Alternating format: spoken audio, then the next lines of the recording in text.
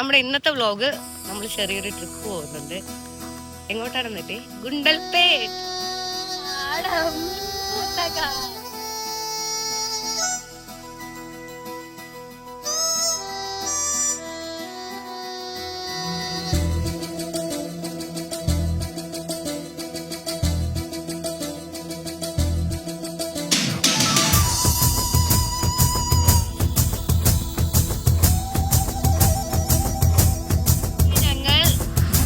ആയിട്ടുണ്ട്. ഇറങ്ങിയിട്ടില്ല, വണ്ടിയിൽ ഇറങ്ങിയിട്ടില്ല. ഞങ്ങളിപ്പോ വണ്ടിയിലാണ്.